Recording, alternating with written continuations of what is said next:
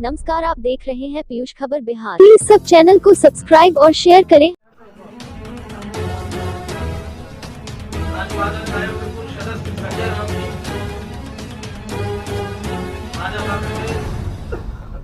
पूर्व प्रत्याशी श्री महेंद्र राम जी, महेंद्र साहब जी, जनता दल के प्रवक्ता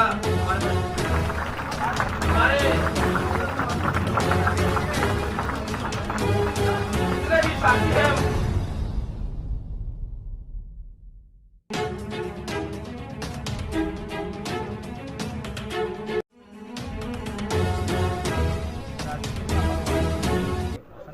बात उठाए हैं।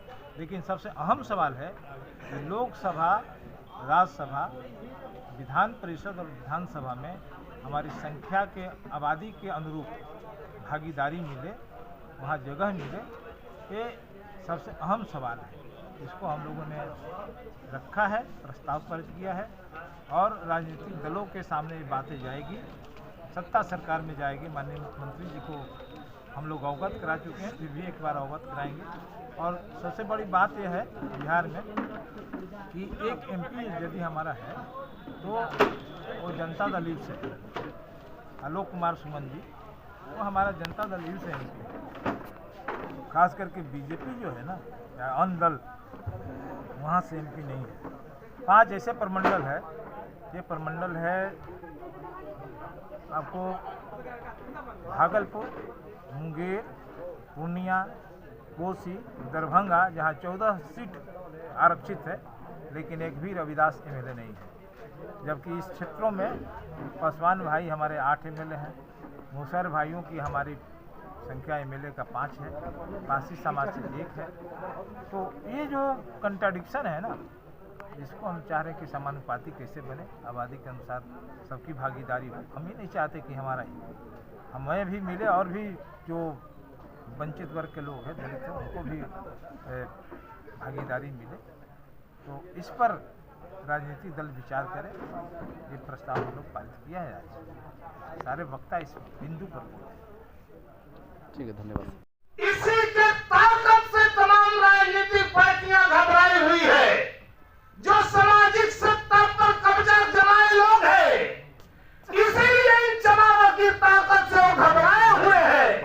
इसलिए उनका हर प्रयास होता है कुछ हो ना हो, कम से कम इनके बीच में तोड़ मरोड़ की कोशिश करो।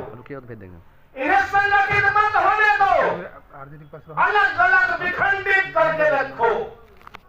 जिस दिन चमार एकत्रित हो जाएगा, हर क्षेत्रों में चमार का कब्जा हो जाएगा देश के अंदर। और साथियों, अगर हम एकता के सूत्र में नहीं बन पा रहे, हमें शर्म नहीं, हमें गम नहीं, लेकिन इस बात को जितने लोग बच गए हैं उनके सामने रख देना चाहते हैं।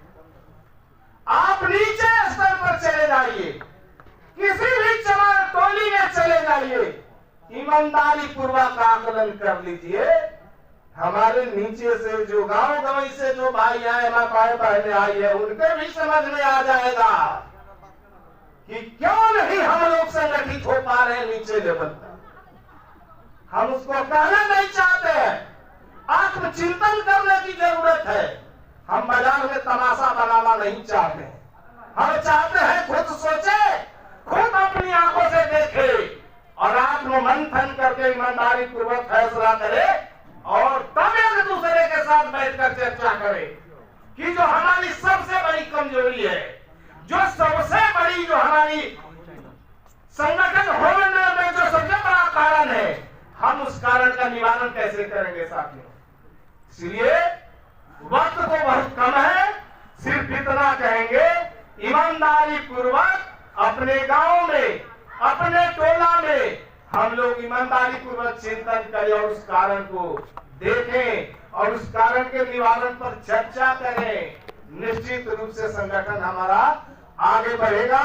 जब तक गांव टोला मजबूत नहीं होगा, पटना में हम लोग चिल्लाते रह जाएंगे संगठन और एकता की बात पर, कुछ नहीं हो पाएगा, कुछ भी रिजल्ट नहीं निकल पाएगा साथी। मैं तो प्रवक्ता, हमें लगता है कि लगभग लोग टीवी पर देखे होंगे हमने।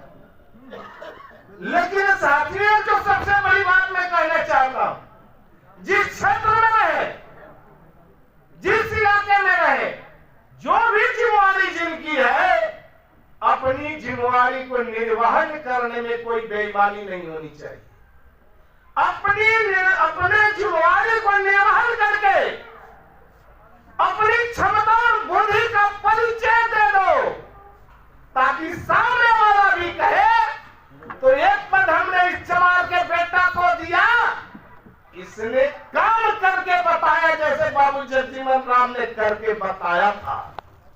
इसलिए साथियों, हमें इस संगठन को आगे बढ़ाना है, सत्ता में हिस्सेदारी लेनी है, हर क्षेत्रों में हिस्सेदारी और भागीदारी अगर हमें लेनी है, तो सबसे पहले जो हमें आपस में संगठन की बात है उस पर ध्यान देना होगा। बाबा साहब ने तो कहा, शिक्षित बनो, संगठित रहो, संघर्ष करो। हम आज थोड़ा बहुत शिक्षित हो गए हैं, लेकिन शिक्षित के बाद जो संगठन की बात है, हम आपस में संघर्ष कर रहे हैं। हम दुश्मन से लड़ने के बजाय हम आपस में एक दूसरे से लड़ रहे हैं, यही सच्चाई है। और एक बात और बता देना चाहता हूं साथियों, आज दलितों के बीच में, चमारों के बीच में संगठन की कमी नहीं है। ढेर संगठन बने हुए हैं राज्य से लेकर देश स्तर पर, और बहुत सारे ऐसे संगठन हैं जिसको डोनेट करता है हमारा दुश्मन, जो हमारे पिछड़ेपन का कारण रहा, जो हमारे गुलामी का कारण रहा। वैसी शक्तियां हमारे बीच से लोगों को खरीद करके दलितों के नाम पर, चमारों के नाम पर संगठन खड़ा करता है और हमारे लोगों को दिशा विहीन करता है। उससे भी होशियार रहने की जरूरत है भाइयों, सबक लेने की जरूरत है, तब जाकर हमारा काम आगे बढ़ेगा और हम अपने मुकाम को पाएंगे। इसीलिए साथियों, समय कम है, आप लोग भी बहुत देर से बैठे हैं।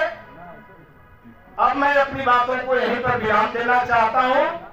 जय भीम, जय भारत, जय रविदास।